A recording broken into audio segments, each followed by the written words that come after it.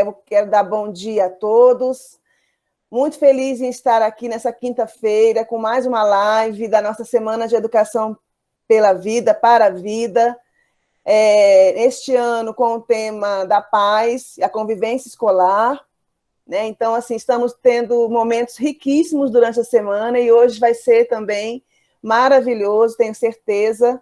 Né? Então, agradecer a presença de todos vocês, né, que estão aqui conosco, agradecer as famílias que conseguirem também estar conosco, né, e dizer que estamos muito felizes, né, em nome da equipe gestora, felizes em prestigiar, né, a honra em receber o Instituto Movim, né, o Movim, que é já é parceiro nosso, né, Movimento para a Inclusão, e já fizemos com eles live ano passado, né, e hoje nós estamos aí com a Vânia Brandão, presidente fundadora do Movimento para a Inclusão Movim, assessora diplomática e mãe de 2 filhos, né, sendo um com diagnóstico de TOD e um de TDAH. Então, a Vânia está aqui conosco, a Maria... Cadê a Maria Eugênia? Também está conosco, né? Que também é do Movim. E para a gente é uma honra muito grande estarmos aqui, tá? O tema da live hoje é as contribuições da psicologia na cultura da paz, voltada para famílias e profissionais que cuidam de crianças com necessidades especiais. Então, é um tema abrangente, que realmente vai ser muito especial para nós. Todos aqui estamos no ensino especial há muito tempo, né? Precisamos dessas vivências, dessas formações, desses apoios, né? Ainda mais no momento que nós estamos passando, né? O remoto, a pandemia, que também estamos assim, precisando desse apoio para sabermos viver, para sabermos enfrentar aí as nossas dificuldades do dia a dia, a nossa saúde mental, emocional, né? Que a gente tem que sempre estar se ligando para que a gente consiga atender com qualidade e excelência as nossas famílias que também precisam desse suporte.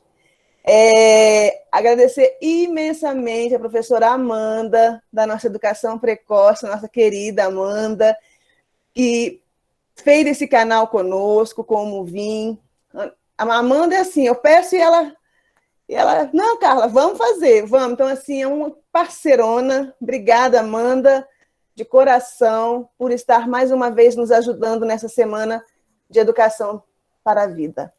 Vou passar a palavra, então, para a Amanda, que ela vai falar um pouquinho conosco, né? E depois a gente já segue para a nossa live aí com a Vânia. Seja bem-vinda, Vânia, Maria Eugênia, todos. Amanda, vamos lá. Bom dia, pessoal. É muito gratificante estar aqui com vocês. O que a Carla falou, né, de que eu vou e topo, é só porque eu tenho uma rede de apoio. Se eu não tivesse pessoas do meu lado me ajudando, eu não conseguiria embarcar nas coisas que me solicitam, né? Então, é para isso que a gente está aqui hoje, para falar da necessidade dessa rede de apoio, que a gente precisa alimentar essa rede de apoio diariamente. E eu fico muito emocionada porque a Carla falou, né? Lembra do Movim, que fez uma live com a gente no ano passado, né? Não sei se vocês lembram, com a psicóloga Andréia Pinheiro, que foi um momento muito bacana e tal. Eu falei, não, eu vou pedir para elas e vamos ver, e enfim. E aí eu entrei em contato com a Maria Eugênia foi incrível, foi incansável, também saiu tentando buscar as pessoas para poder ver quem poderia se disponibilizar para estar aqui com a gente nesse momento.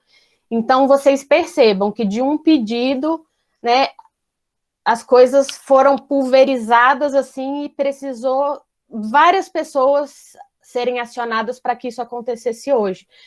Que é mais uma vez essa necessidade que a gente tem dessa rede de apoio. Então, eu fico muito emocionada com isso. Queria lembrar a vocês que a importância desse momento, ela se dá ainda mais porque com esse momento de aula remota que a gente está, a gente perdeu os espaços coletivos da escola, que são vivências muito importantes para a gente. Esses espaços coletivos, eles são espaços pedagógicos, são espaços terapêuticos e são espaços políticos, né? Onde a gente circula ali informações importantes sobre os nossos alunos, sobre nós mesmos, sobre as famílias dos nossos alunos, né? Lá na nossa escola a gente tinha aquela salinha onde as mães se reuniam ali, e ali elas trocavam ideias, trocavam angústias, trocavam emoções. A gente tinha a nossa sala dos professores, onde a gente também chorava nossas pitangas lá, e a gente, de alguma forma, saía um pouco mais leve daquelas conversas que a gente tinha, né? Era um momento, às vezes, até que a gente brigava um pouco e discutia, mas isso também é uma forma da gente lidar com as situações. E eles são espaços políticos porque a gente faz circular os direitos que as crianças têm, os direitos que as crianças com necessidades especiais têm, né? E a gente faz essas coisas circularem e acontecerem. Então, é importante que a gente tenha essa consciência da importância da comunicação não violenta, né? Que a gente possa ter esse olhar empático, né? Empatia é um termo agora que está muito na moda, então a gente precisa ter empatia com as famílias nesse momento, a gente precisa ter empatia com os nossos colegas nesse momento, a gente precisa ter empatia com a gente mesmo nesse momento, que é tão difícil para a gente, né? Então, eu queria agradecer imensamente ao Movim, principalmente Maria Eugênia e Vânia, porque o Movim é a concretização disso que eu estou falando. As pessoas se juntaram para falar sobre a importância dessa rede de apoio e para dizer para as pessoas, gente, a gente está aqui para ajudar vocês no que for preciso. E eu agradeço demais pela ajuda de vocês. Fico até emocionada, né? Porque... Muito querida. Então, obrigada, Vânia. A palavra é sua. Obrigada, Amanda. Caraca, eu já começar chorando assim. Amanda, começou cedo. Como é que eu vou passar segurança agora, né? Bem, bom dia.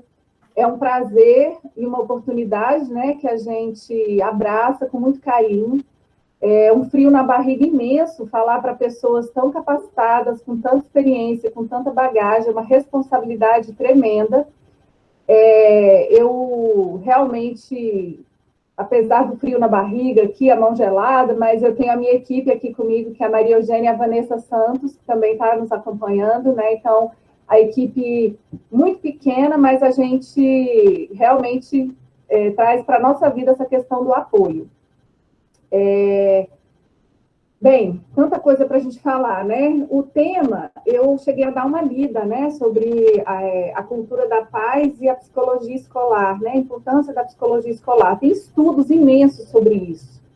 Mas antes de entrar, eu queria contextualizar até por que eu estou aqui. Eu acredito que teria outras milhões de pessoas bem capacitadas para falar, muitas coisas boas sobre isso, até achei super interessante o tema também.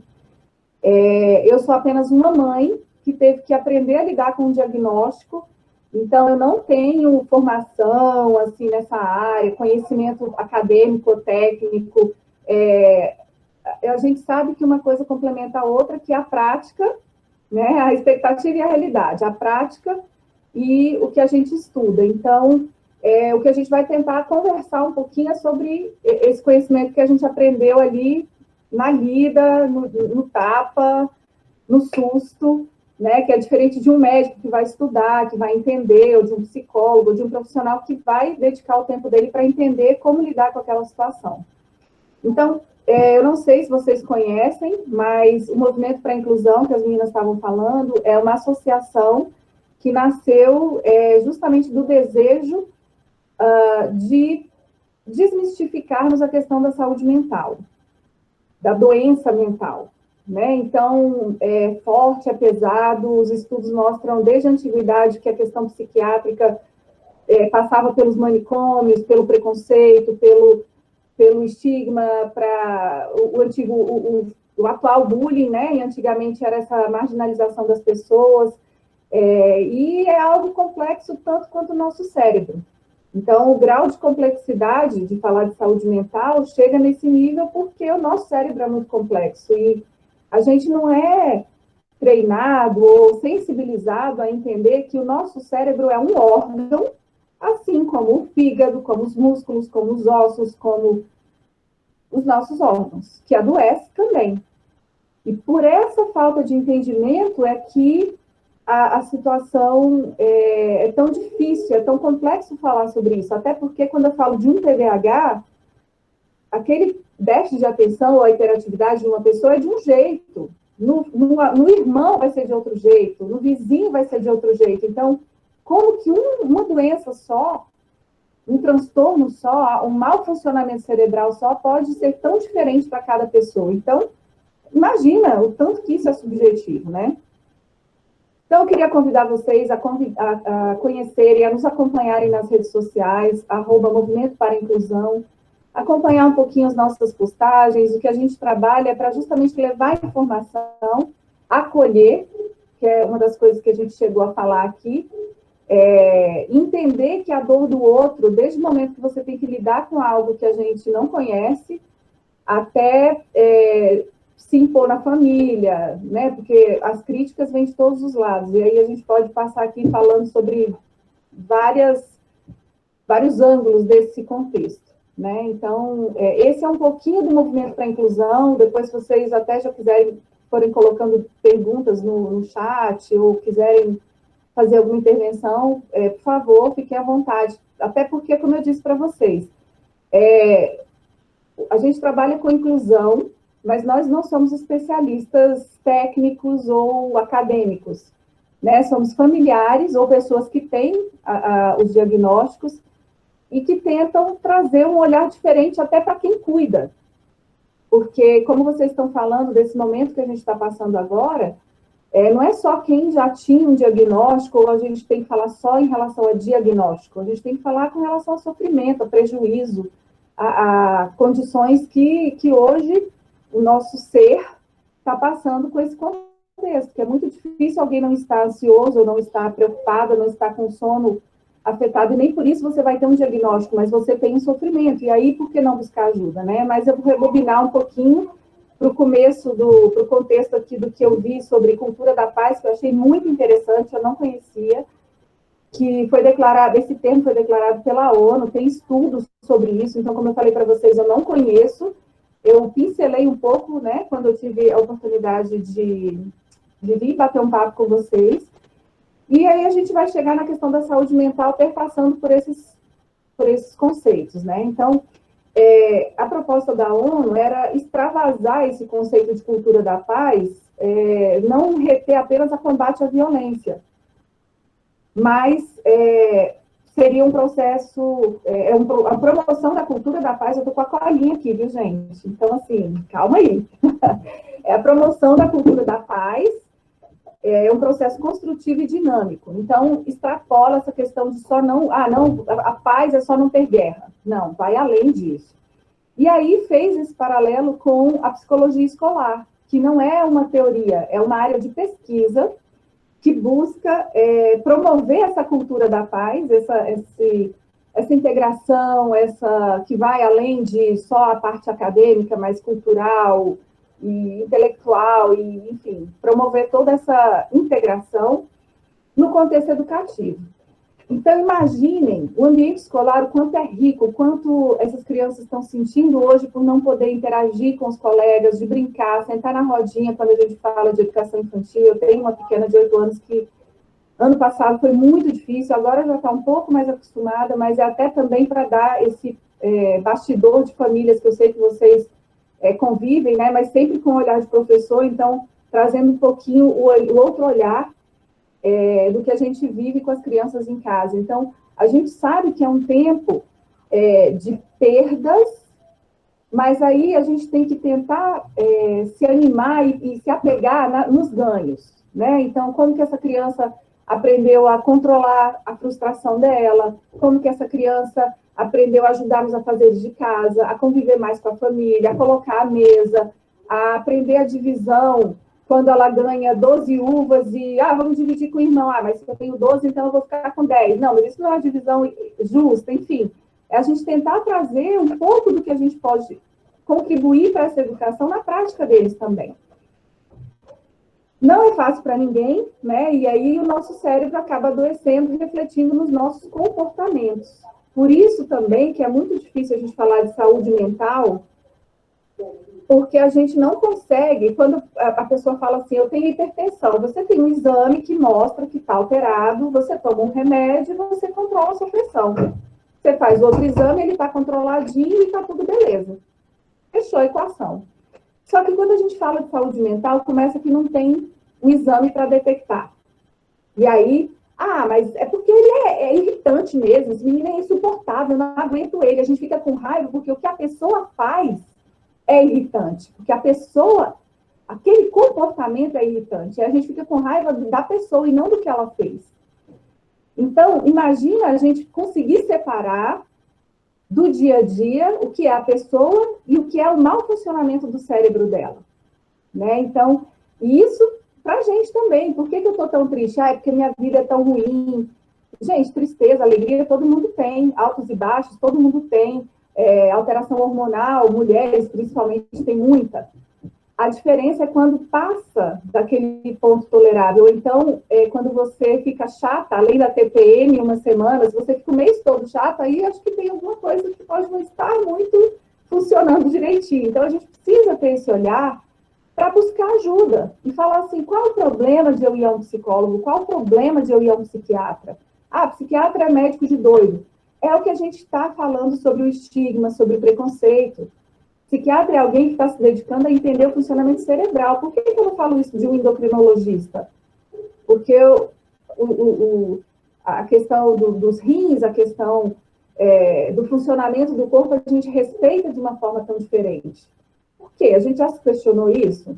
A gente já parou para refletir nessa questão do funcionamento cerebral? Mas isso é conversa, isso aí... A gente vai ter todo tipo de comentário, a gente vai ter todo tipo de reação, porque as pessoas são preconceituosas e a falta de informação faz a gente ser preconceituoso. A ignorância no sentido da falta do conhecimento.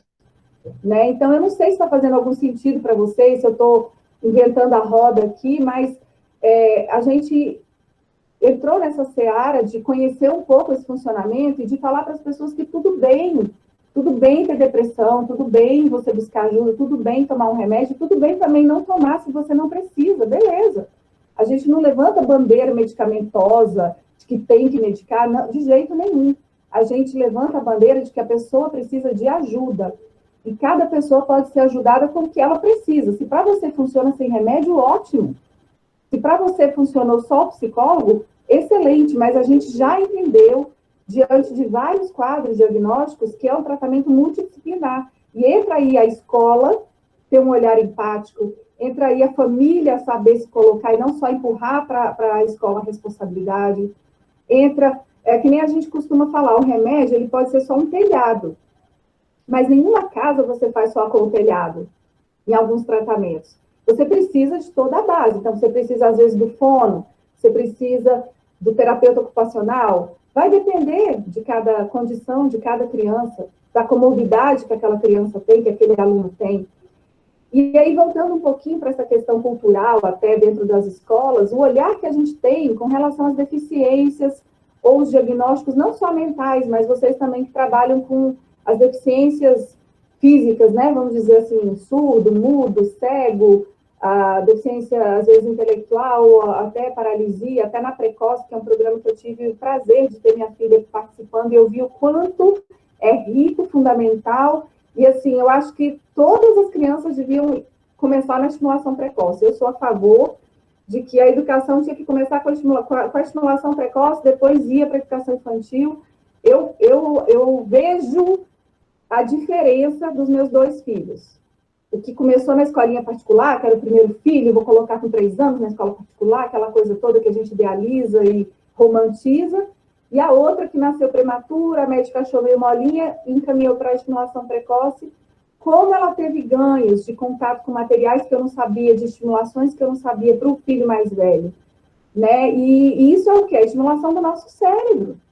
O funcionamento, a elasticidade, coisas que a gente, como eu falei, eu não sou técnica como vocês, não tenho conhecimento de vocês, mas a gente aprende, a gente vai entender que benefício que aquilo traz, né? E eu vejo, assim, são duas crianças muito espertas que eu tenho, mas, graças a Deus, né, porque dizem que é melhor puxar do que empurrar, alguma coisa assim, tem um ditado aí que o pessoal costuma falar, dá muito mais trabalho mental nesse sentido de lidar com crianças argumentativas, e ainda mais no TOD, que a gente sabe que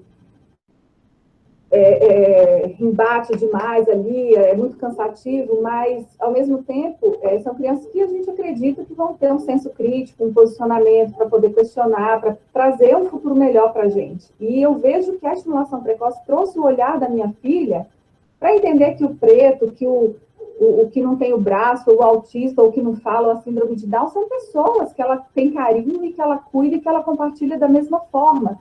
E eu fico muito orgulhosa de vê-la nesse contexto de aprendizado que foi a estimulação precoce que deu para ela, né? Então, são todas essas nuances de um ambiente social que a gente vivencia dentro da escola. E como não falar da saúde mental nesse ambiente, né? Então, eu queria muito que vocês refletissem sobre isso, sobre como está o cérebro de vocês, o funcionamento desse cérebro que atua diretamente na nossa emoção, né? Que até se fala em psicologia da emoção, alguma coisa assim, porque vai além do comportamento, vai para os nossos sentimentos, que são tão interligados, né? Então, assim, um momento que a gente está passando, com tanto sofrimento, com tanta morte, com tanta tristeza, tanta doença, tanto medo, como que a gente pode se manter sem pensar nisso, sem estar com o nosso cérebro sobrecarregado e tendo pesadelo e atrapalhando o sono, né? Então,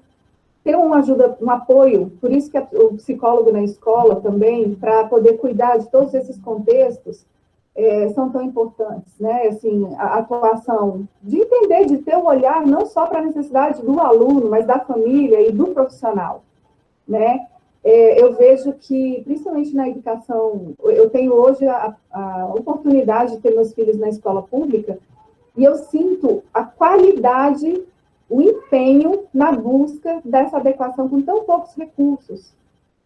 Então, às vezes, tem famílias que têm mais recursos, outras não têm, mas o professor trabalha com o mesmo empenho para tentar resgatar todo mundo, para tentar ter todo mundo, tipo aquela história, ninguém vai ficar para trás, né? Então, assim, eu queria trazer para vocês essa reflexão sobre a saúde mental, o contexto de quando a gente se depara com a necessidade de um diagnóstico. Aí entra aquele debate, mas por que tem que rotular o menino? Quantas famílias, quantos profissionais eu já ouvi falando isso? Não é uma questão de ter um rótulo. Mas como que você vai fazer uma receita de bolo? Você vê aquele bolo prontinho, mas como que você vai chegar naquele bolo sem você saber o passo a passo de como chegar naquele bolo?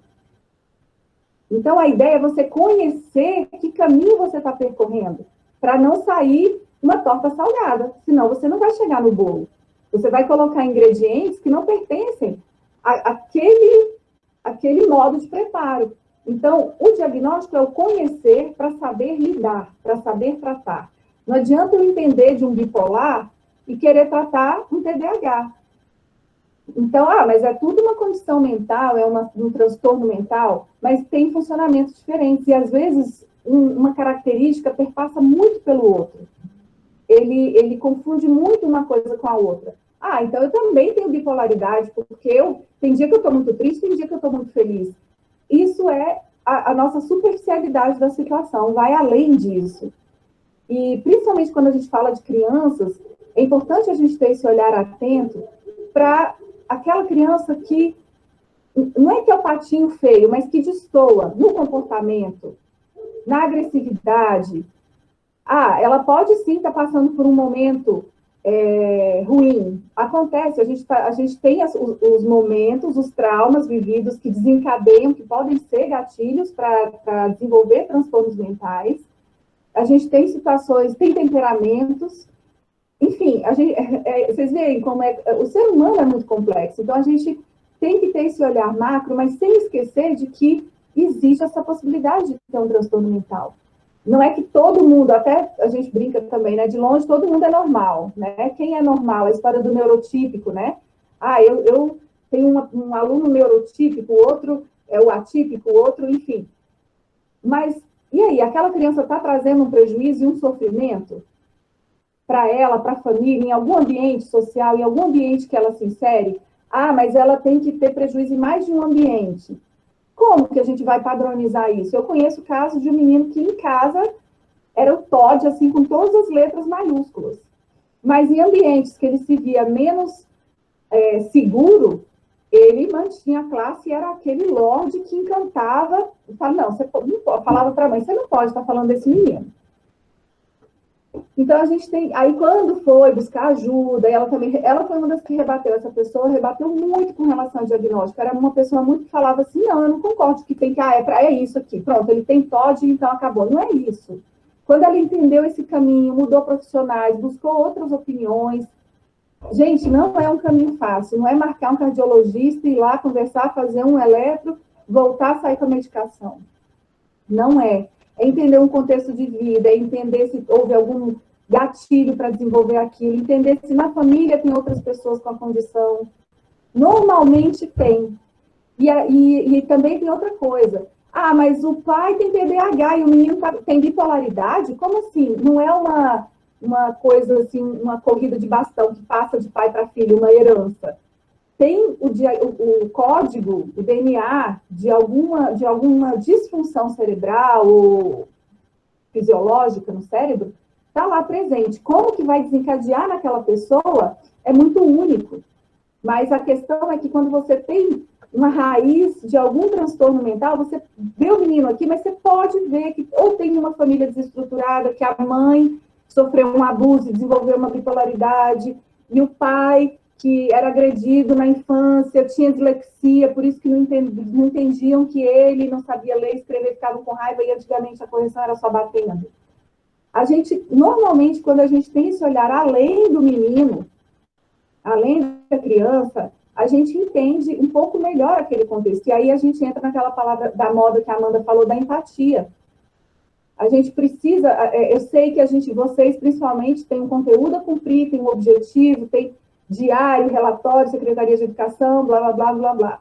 Mas quando a gente fala de seres humanos, às vezes, quando ele foge daquela curva aceitável da aprendizagem, que ele, né, a gente vai tentando manter todo mundo ali e tal, mas quando a gente vê que aquele que está muito atrás ou aquele que está muito à frente, a gente precisa ver como ajudar aquela família, aquela criança a entender que caminho percorrer.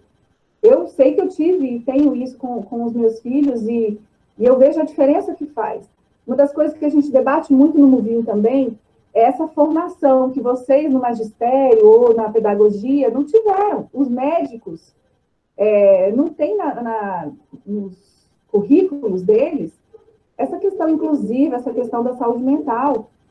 Quando muito lá o psiquiatra que vai aprofundar no funcionamento do cérebro. E como que a gente pode falar de uma sociedade? Imagina enfermeiros tratando pessoas com esquizofrenia, agora na pandemia ou fora dela. Sem saber como lidar, assustados com os gritos, com as alucinações que aquelas pessoas têm. Assusta, porque o desconhecido assusta. Então, por isso que a gente tem que levar a saúde mental, esse tema, para a nossa vida. A gente tem que falar sobre ela nas nossas famílias. É um tema muito velado, as pessoas têm medo, têm vergonha de falar. Como que eu vou falar que eu tenho depressão e tomo remédio para depressão? Nossa, se eu falar que eu tenho dislexia, eu vou estar dizendo que eu sou burra, que eu não sei ler, que eu não sei escrever, porque é o que carrega. É o estigma que vai passando de geração em geração, de família para família, de turma para turma. Né? Eu acho que é um debate amplo que a gente precisa, sim, falar e estar consciente disso. Buscar informação, e o combinado não foi caro.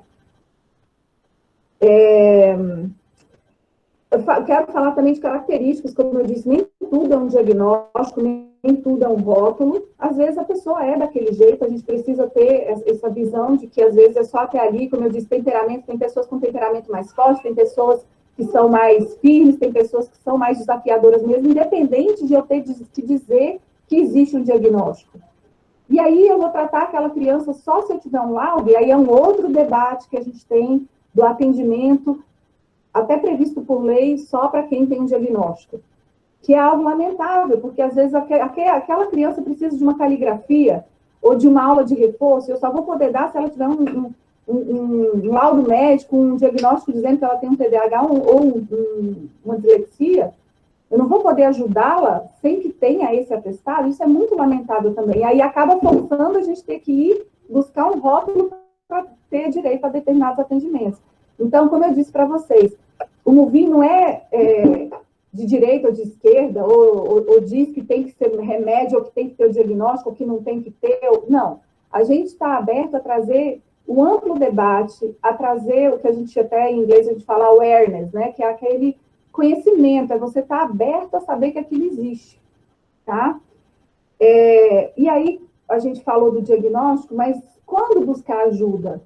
Né? Eu pincelei um pouquinho já, mas basicamente quando a gente vê uma questão de sofrimento, quando a família não aguenta mais, às vezes deixa chegar nas últimas consequências da criança, já está agredindo, já está partindo para cima dos pais, está desequilibrando todo o ambiente familiar, ou mesmo a sala de aula, para daí a gente virar para aquele pai e falar, vem cá, por que você não busca um psicólogo? Será que não é hora de ouvir o que essa criança está passando? E aí, às vezes, não, eu não vou levar em psiquiatra, no máximo no neuropediatra. Tudo bem, vai buscar ajuda, porque a criança está querendo comunicar alguma coisa. Isso não está legal. Normalmente a gente vê que ou está tendo uma repressão, ou está acontecendo alguma coisa, ou no ambiente familiar, ou como eu falei, pelos traços genéticos, aquela criança pode estar trazendo uma condição que ela não sabe lidar. Né? Então, eu tive que lidar com isso, meu filho hoje tem 14 anos, vai fazer 15 agora em julho. Aí tem, muitas vezes a família já ouvia, mas é só imaturidade, menino é assim mesmo. Quantas vezes a gente foi criticado por estar buscando, na própria escola particular, eu ouvi isso. Na verdade, eu ouvi, não, mentira. A orientação da escola, o SOI, o Serviço de Orientação Especializado, Educacional, falou para a psicóloga em visita à escola que a família buscava doença, a família que adoecia o menino, que a mãe chegava com calhamaço de relatórios e a família que adoecia. Quer dizer, se você não faz, você é omisso. Se você faz, você adoece a criança. E era o que esse calhamaço? Era o psicólogo, era o psiquiatra, era a ecoterapia, que a gente buscou meios alternativos para tentar ajudar, para conter a hiperatividade, o opositor desafiador, a gente foi buscando alternativas. Não é para dizer, como eu posso falar para vocês por experiência própria, que não é só para dizer que eu quero socar remédio no menino. Até porque a gente não entende como é o funcionamento de medicação psiquiátrica e a gente demoniza. Mas é o tarja preta. É remédio controlado. Olha que bom, remédio controlado. Ou seja, ele foi estudado, ele tem um uso e uma dispensação controlada, o que o anti-inflamatório não tem. E faz tão mal, se a gente for ler a bula, quanto se você olhar uma outra medicação que vai trazer o quê? Vai trazer ânimo, vai tirar a pessoa da cama, às vezes vai aumentar aquele pavio do menino que está muito curto, vai domar aquele monstrinho que está dentro dele, para ele conseguir ser ele de verdade, porque ele não é aquele poço de agressividade, aquela pessoa que pula em cima do professor e que vai às vias de fato e quebra tudo. Né? Então, a gente tem que ver até... E tem também, eu estou falando muito do expansivo, mas tem aquele que está quietinho, que não dá trabalho para ninguém, que é um ótimo aluno. E aquele aluno que está lá no cantinho, primeira carteira, caladinho, bonitinho, sem dar trabalho para ninguém. Como que eu estou conseguindo fazer a cultura da paz com essa criança também? Trazer ela aqui para a interação, para o ambiente escolar, para esse crescimento educativo, nessa convivência. Será que eu estou vendo que meu aluno está isolado no intervalo? Quando a gente tiver intervalo de novo, que agora a gente nem lembra mais como era o intervalo, né? Mas será que eu estou vendo que aquele aluno ele não consegue se manifestar, se expor? Né? Então, como eu disse para vocês, o que a gente quer trazer é esse despertar, é esse refletir de coisas que a gente não costuma parar para pensar, que a gente não aprendeu a pensar, que a gente não aprendeu a acolher, não aprendeu a dar um passo atrás ou calçar o sapato do outro. É para isso que a gente está aqui. Como eu disse, assim, eu me vejo numa responsabilidade muito grande de falar para grandes gigantes da educação, pessoas que se doam aí, que estão quebrando cabeça de como trazer e conduzir suas turmas e tentar manter o rebanho, né, unido para ninguém ficar para trás. E acho que, basicamente, a mensagem que eu queria passar para vocês era essa. Eu queria ouvir um pouquinho, ver se fez algum sentido, ver se vocês têm alguma dúvida. E lembrando, empatia, por favor, eu sou apenas uma mãe que busquei informação, que estou com vocês aprendendo e que sei que vou aprender muito com vocês também. Então, eu estou à disposição para ouvir vocês. Vânia, eu queria te ouvir um pouco sobre... Lá na Precoce a gente vê muito isso, mas principalmente na pré-escola, né? Os nossos alunos são muito comprometidos, a maioria deles por terem uma idade maior do que da Precoce, né? Que da Precoce 0 a 4, e a escola atende estudantes a partir de 4 anos, então a gente tem estudantes, inclusive adolescentes, né? Essas crianças, elas já geralmente têm um acompanhamento com psiquiatra, com neuropediatra, com neurologista, enfim, né? E até a escola dá esse suporte para que as crianças possam ter esse acompanhamento de uma forma bem sistemática. Até o doutor Sérgio é um parceiro nosso da escola e acompanha muitas das nossas crianças, enfim. Mas o que a gente...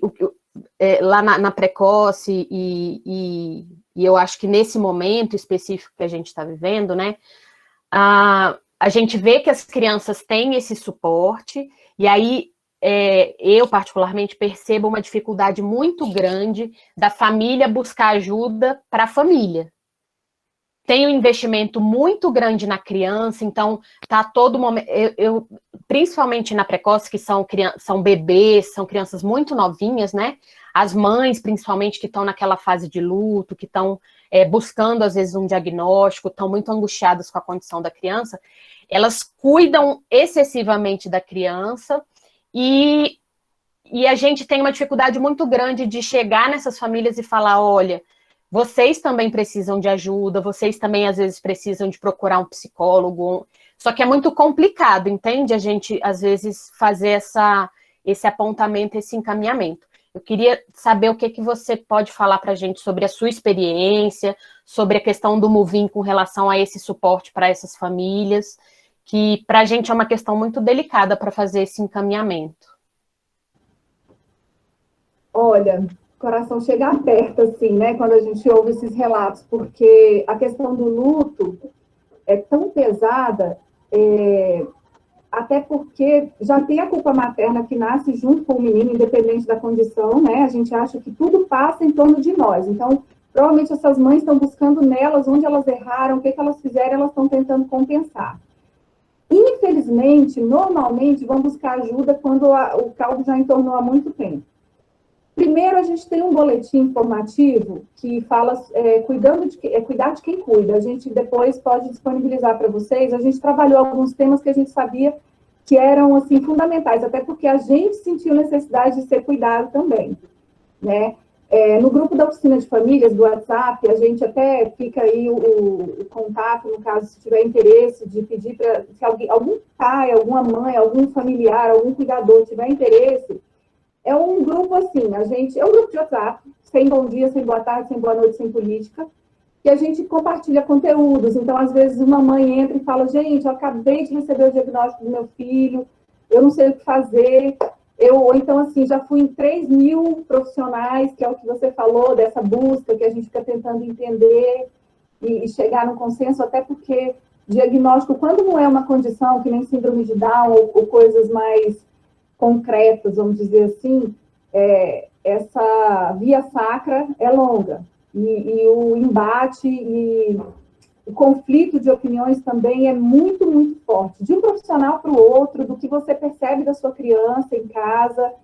Então, eu falo que, assim, eu levei meu filho a primeira vez no psicólogo com 2 anos de idade. Depois voltou com 4 anos. Ele foi a neuropediatra, ele já está no 2º psiquiatra, ele já trocou de psicólogo e voltou. Então, a gente tenta, como eu falei, essa questão dos atendimentos, né? Ele fez ecoterapia, eu coloquei altas habilidades. Então, a mãe fica buscando mais do que o próprio menino quer. Será que ele quer isso? Eu nunca perguntei. Eu quero que ele faça, eu faço, boto, pronto, acabou. Então, porque eu acredito que aquilo é bom. Mas, como você falou, Amanda, assim, infelizmente, para vocês como profissionais, eu realmente imagino, não sei se em reuniões, em momentos gerais, vocês conseguem passar um recado e falar assim, olha, gente, existe um grupo que trabalha com as famílias. Eu vou passar a palavra para a Vanessa, que acabou de levantar a mão. Eu também queria. Eu também pensei em complementar alguma coisa, Vânia. Eu adoro a minha equipe. Só quero colocar que a gente, inclusive, está retomando um trabalho que a gente começou antes da pandemia, que era o grupo de acolhimento dessas famílias, uma vez por mês, que é um momento de escuta. E a gente está trabalhando para retornar com esse atendimento uma vez por mês, online, para as famílias terem o momento de falar das suas angústias, das suas frustrações, porque quando você ouve que o outro passa por um problema também, a gente se sente menos ET, a gente se sente mais de carne e osso. Vou passar a palavra para a nossa querida Vanessa. Pode falar, por favor, Vanessa. Só coloca no chat para a gente e passa para a Carla ou para mim o Instagram de vocês, esses contatos, para a gente poder passar para as famílias e até para os professores que quiserem também participar. Eu passo para ela, eu passo para você, Amanda, daqui a pouquinho aqui. Vou passar pelo WhatsApp aqui para você agora. Bom dia a todos, meu nome é Vanessa, sou voluntária também no Movim. Sempre uma honra para nós estarmos falando com profissionais, né? Aqueles que estão sempre tão compromissados, né, com nossos filhos, e fico muito honrada de estar aqui participando. E você tocou no assunto, Amanda, que me sensibiliza muito. E eu acho que uma fala de uma pessoa de vivência valida muito essa questão. Vocês estão me ouvindo bem? Que eu estou com um fone que parece que não está tão 100%. Ok. E eu tenho 2 filhos, só para me apresentar, fazer um pano de fundo. Eu tenho 2 filhos, um filho com 17 anos e uma filha com 10 anos. Meu filho de 17 anos tem o diagnóstico de transtorno de conduta e a minha filha é uma disléxica severa. E aí eu falo que eu fui presenteada, né? E todo esse processo do luto que a gente passa, por quê? O processo do luto que a gente fala, poxa, mas seu filho não morreu, até pesado falar, né? Mas é porque quando você está distante, o que acontece? Você tem você já escreveu a história do seu filho. Ele vai ser o 01 na natação, 01 no judô, 01 na sala de aula, ele vai ser o mais inteligente, ele vai ser o mais esperto entre as crianças. Então, tem toda uma construção que é natural, de uma expectativa de um pai e de uma mãe. E, às vezes, quando você lida com uma situação de um transtorno mental, alguma dessas expectativas, elas não são possíveis de ser realizadas, né? E aí que vem esse processo do luto, não é do seu filho que você tem, é daquele filho que você construiu. E isso não é fácil para ninguém, para nenhum pai, para nenhuma mãe. E nesse processo é que a gente precisa se cuidar. Porque aí a gente quer mostrar, muitas das vezes, uma força, não, eu dou conta, eu consigo, né? E aí você vai se acabando nesse processo. Então, por exemplo, diante do diagnóstico do meu filho, que é algo muito difícil, que a gente precisa lidar com situações bem estressantes para a família, eu tenho acompanhamento psiquiátrico, eu tenho acompanhamento psicológico para lidar com as minhas emoções e lidar com a situação, né? E a minha filha também faz acompanhamento psicológico e psiquiátrico, porque o disléxico, ele precisa, muitas das vezes, de um acompanhamento com um profissional e quem faz esse direcionamento, esse encaminhamento é o psiquiatra. Mas por que a importância disso? E aí eu vou falar para vocês uma experiência rápida que aconteceu com a minha filha. Ela hoje tem 10 anos, isso aconteceu, ela estava com 8 e pouquinho, e ela estava numa lição e precisou de ajuda da professora. E aí a professora virou para ela e falou assim, não, eu vou te ajudar. Nisso que a professora estava indo, uma aluna virou e falou assim, ai, fulana, você ainda precisa de ajuda da titia. E ela virou para a menina, muito bem resolvida que é, e falou assim: sim, eu preciso e gostaria de saber o que você tem a ver com isso. Parece meio assim, mas sabe o que aconteceu? Ela entende que ela precisa de ajuda e tudo bem com isso. E tudo bem. Ela é diferente no aspecto educacional e tudo bem. Porém, luta karatê e faz uma sequência de kata que provavelmente 99% daquelas crianças não fariam e não teriam talvez nem a capacidade de fazer. E tudo bem também, sabe? Então, eu entendo que esse acolhimento profissional ele é importante para a gente entender que tudo bem se você precisar usar um medicamento antidepressivo porque você não consegue lidar com a situação o tempo todo. Tudo bem se para você funciona só a terapia, tudo bem se você dá conta de toda a atividade do seu filho ao longo da semana, ou se você está como eu, hoje, pegando uma folguinha para colocar tudo em ordem. Tudo bem, a gente precisa diminuir também esse nível de cobrança. Nós não somos pais perfeitos, nós não somos pessoas perfeitas. Como a Vânia falou, olhando de perto, quem é normal? Olhando de perto, quem é normal? Então, a necessidade de ajuda, cuidando de quem cuida. Precisamos, sim, nos sentir acolhidas também. E não, tudo bem você não ser forte o tempo todo. E aí tem uma figurinha da Mulher Maravilha que eu amo. Ela em pé e ela deitada, descansando. E tudo bem, você não precisa ficar descansando o tempo todo e não precisa estar em pé o tempo todo. Porque nós somos um ser humano e precisamos desse acolhimento também. Então, gostaria aqui de deixar a minha fala de vivência. Tomo medicamento antidepressivo há 2 anos, tive uma situação com meu filho, que para mim foi, eu falei, os profissionais falaram assim, você tem um nível de resiliência muito alto. Falei, tenho esses anos todinho, mas parece que agora eu vou precisar de uma mão para sair dessa condição. E devido à pandemia, eles acharam melhor não suspender. Por quê? Porque nós estamos vivendo um anormal. Então, tudo bem, vamos continuar tomando até a gente estar numa situação mais estável, né, nível social, e a gente tirar o medicamento e tudo bem. E tudo bem. Tá, pessoal? Um abraço aí para vocês. Ainda eu gostaria agora, se eu puder fazer um complemento, quando a Amanda pergunta qual é o processo, né, desse cuidado.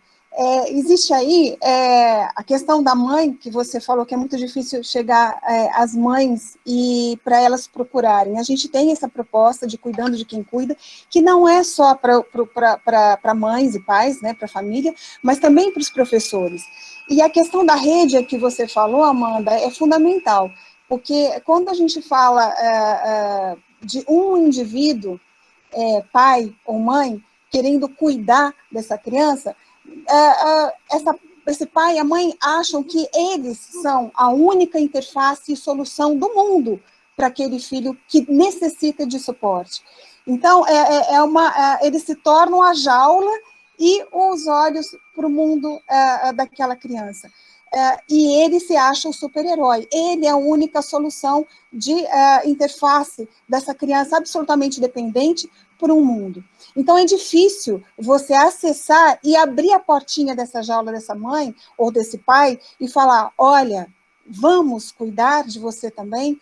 Então, a rede, como a Vânia falou, é super importante, e você falou, Amanda, porque essas barreiras, essas grades vão se desconstruindo sem a pressão porque a mãe, quando é cobrada de vamos cuidar de você, mas como? Eu não tenho tempo, eu não posso abrir a guarda, eu não tenho essa capacidade nesse momento, porque o meu universo é muito atribulado por tudo que eu tenho que fazer de cuidado ao outro.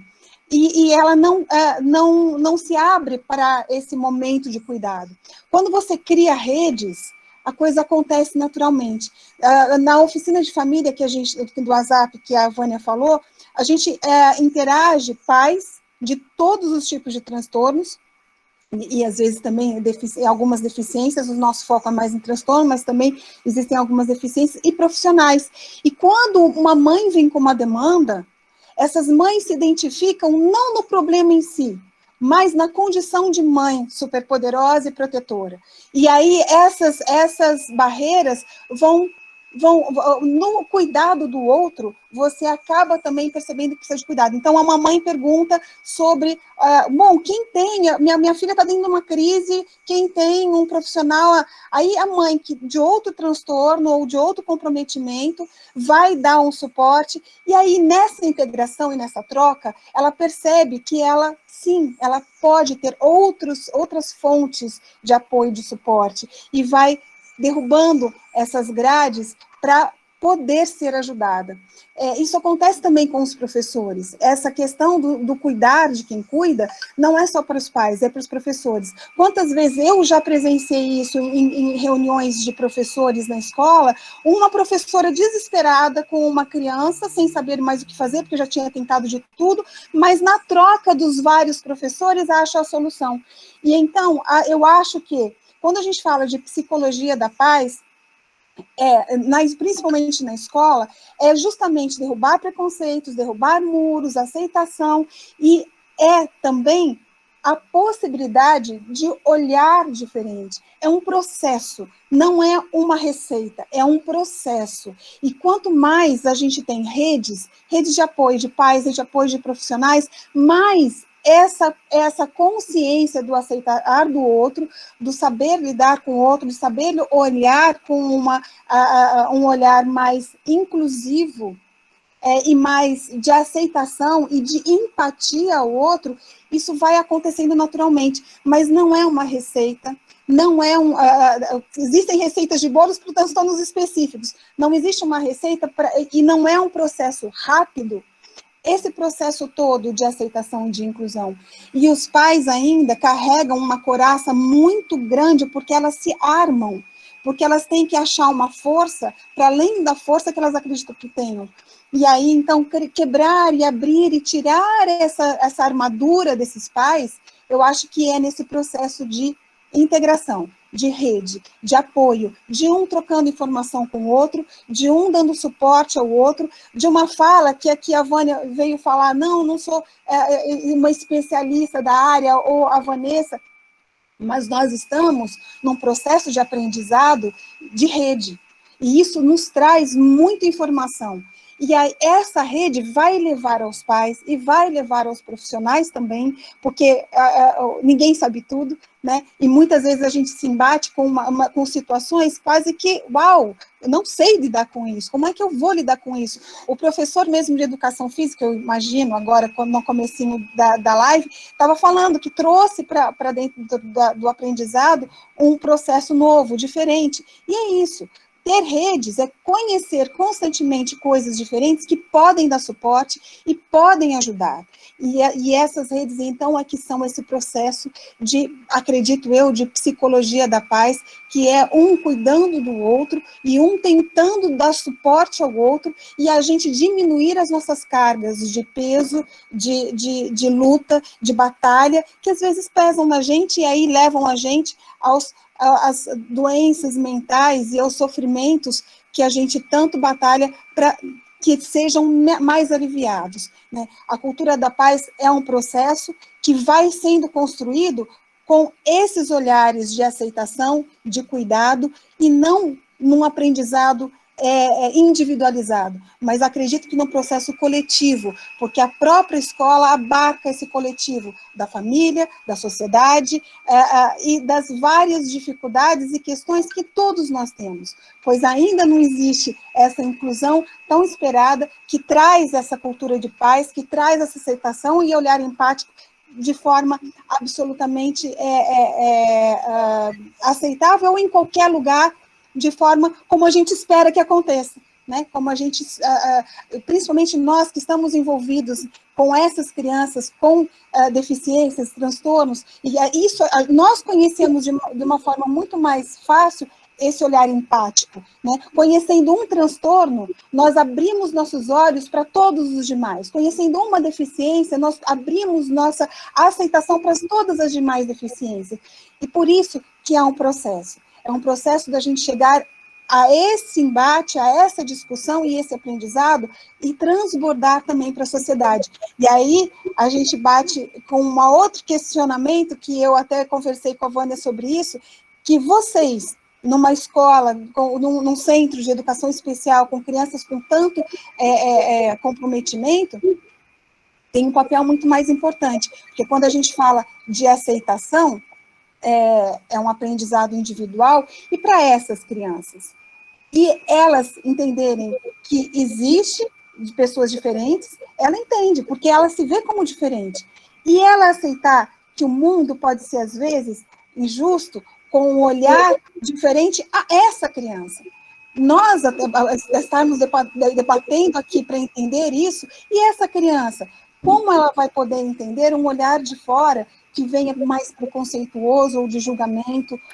Então, é muito complicado, ainda estamos num processo de aceitação de cultura da paz, porque ela tem que vir de todos os lados, né? E aí a escola é justamente, ou o centro de vocês, né, no caso, é um receptáculo de tantas outras informações políticas e sociais e familiares que têm que aprender, estão nesse processo de aprendizado, de olhar e de cuidar, não só do outro, mas da gente também, e de aprendizado e de ensinamento.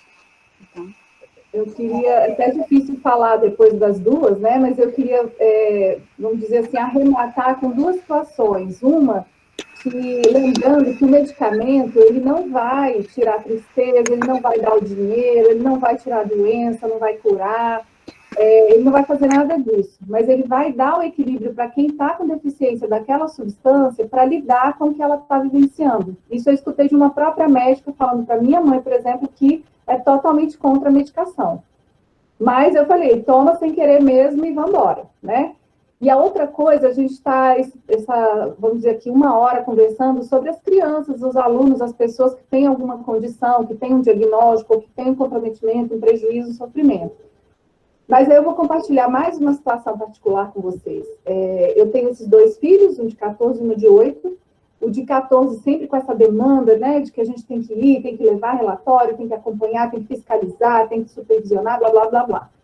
E a menor, obediente, delicada, meiga, claro que também quando pisa no carinho dela vira um gremlin, mas não é aquela pane, né, que a gente sabe que uma criança com um diagnóstico, uma condição, traz para o ambiente familiar.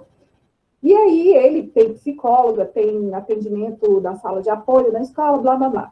E um dia a gente começou a perceber que ela estava muito chorosa, muito assim, querendo dormir na nossa cama o tempo todo. A gente, vamos, ela vai crescer, não tem problema nenhum. A gente foi observando algumas coisas. Eu falei assim, gente, eu arrumei uma psicóloga pelo convênio, que é outro problema, ter dinheiro para pagar tantos mil atendimentos. Eu falei, vou fazer o teste, porque ela é tranquilinha e tal, né? Aí, o que eu combinei com a psicóloga? O que eu falo para ela, né? Então, fala que vai trazê-la para ela conversar com a psicóloga, que vai ouvi-la. A gente conversou com ela, sabe o que ela virou e falou? Até que, enfim, vocês viram que eu precisava de alguém para conversar, para falar sobre o que eu penso, o que eu sinto. Então, a gente precisa ter o olhar além de quem precisa. Porque, às vezes, a pessoa que... Eu sou uma filha que não dava trabalho, não dava problema, não dava nada. E nunca fui ouvida, porque os outros que fulano não gosta de ser incomodado, e a outra é que precisa de atenção. Você é a filha que resolve, mas isso é a questão, motivo de trauma, porque eu também queria colo, eu também queria atenção, eu também precisava. Então, a gente, sem perceber, eu estava fazendo a mesma coisa que eu me queixei a vida inteira. Então, são coisas que a gente precisa parar para pensar também. Então, só queria colocar esse último ponto para a gente ver que o nosso olhar ele tem que ir, ele tem que extravasar todas as barreiras, né? Porque os sentimentos, ou como as pessoas lidam com as coisas, são complexas como o nosso cérebro. E aí eu volto para o começo e dou o laço final aqui da nossa partilha, da nossa vivência, do que a gente tinha para compartilhar com vocês. Só complementando, Vânia, para que vocês saibam e conheçam também um pouco mais do nosso trabalho, na Precoce, inclusive, quando a gente acolhe uma criança autista, uma criança que tenha irmãos, e os irmãos estão dentro da faixa etária, a gente procura também incluir esses irmãos dentro do programa de educação precoce, para dar o suporte a essas crianças também, pensando justamente nisso que você está falando. Então, é importante a gente lembrar desse cuidado dos irmãos também, né? Justamente por conta desse olhar para essa criança que precisa tanto naquele momento, mas o irmão também tem um lugar importante aí que precisa ser sustentado e ter esse suporte. Então, lá na Precoce, a gente tem esse olhar com relação aos irmãos, que é bem lindo também. Deixa eu só interromper a Amanda, só complementando o que a Amanda falou. Eu sou a Renata, eu sou a coordenadora da Precoce, lá do Centro 2. Essa questão dos irmãos é um cuidado que a gente tem, principalmente porque a gente recebe muitos gêmeos prematuros, e a gente sempre, às vezes a gente recebe um dos gêmeos encaminhado, então a gente também tem esse cuidado de sempre estar perguntando pelo outro gêmeo e estar solicitando o encaminhamento para esse irmão também, porque ele faz parte de um contexto, e a gente precisa observar como um todo, né? Porque o gêmeo, ele tem essa relação muito de vinculação com o seu irmão, e de repente, a família, ela não consegue ver, né, a diferenciação entre um e outro, ou então compara demais entre um e outro. Então, a gente traz também os gêmeos para atendimento conjunto na Precoce, assim como os irmãos das crianças autistas. E a gente tem tido muito sucesso, tem sido muito feliz na orientação a essa clientela. Agora, assim, eu vejo como... Eu queria parabenizar todas vocês pelo trabalho maravilhoso que vocês têm feito, e eu vejo que é isso que nossas mães precisam, sabe? Nossas mães precisam de um espaço para se colocar enquanto mães com mães, porque elas têm sempre lidado com os médicos, os professores, os terapeutas, os pais, né? Falta mesmo, nesse momento, as mães, aquelas pessoas que estão no lugar delas, com quem elas podem falar de igual para igual, né? E serem as mães das crianças, como qualquer outra mãe. Então, parabéns, assim, para vocês, e assim, nós não vamos esquecer de vocês não, viu? Nós vamos ficar no pé de vocês agora, porque a gente tem um monte de mãe precisando de mãe, tá? Um beijo grande.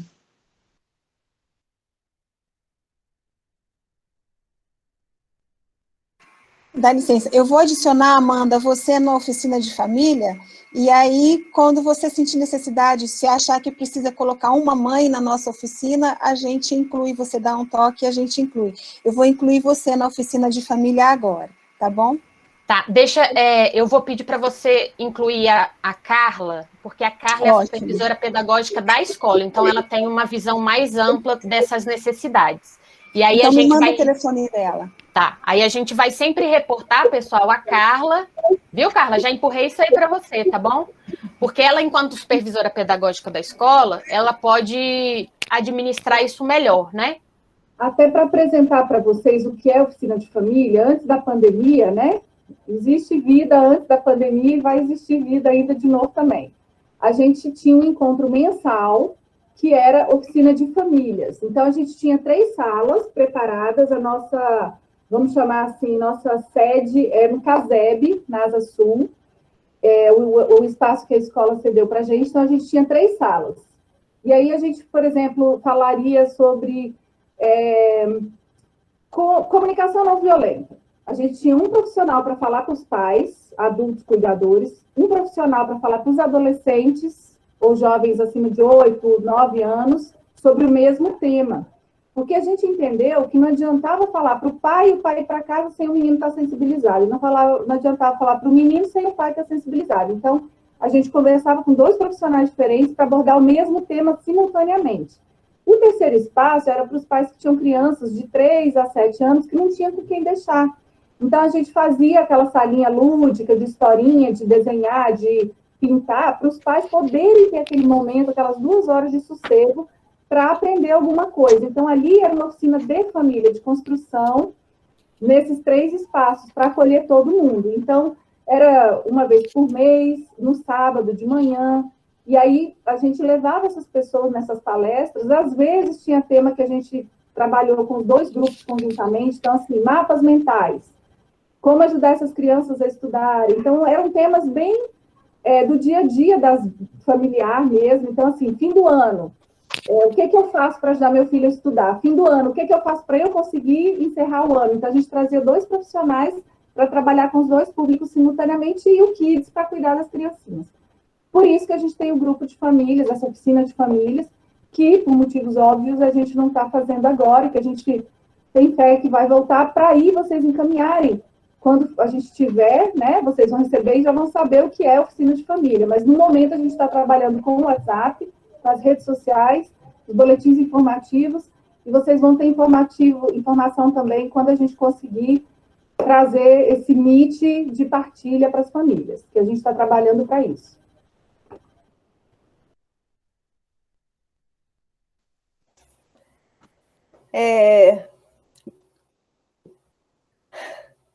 Agradecer imensamente, né? Eu acho que foi uma manhã, assim... Vocês estão me ouvindo? Porque eu estou um pouco emocionada, para variar. Agradecer imensamente, eu acho que foi uma manhã riquíssima, com falas tão importantes. Eu vi o comentário da Thelma lá no chat, falando que nós, profissionais, às vezes, a gente tenta abraçar tudo, trazer tantas coisas para a gente, e a gente, às vezes, esquece da gente, né? Da nossa saúde mental, do nosso emocional, do nosso equilíbrio, que também precisa ser trabalhado com carinho, né? Então, eu acho que hoje, o que vocês nos passaram, assim, sintam-se muito felizes, porque vocês conseguiram nos passar, assim, palavras maravilhosas.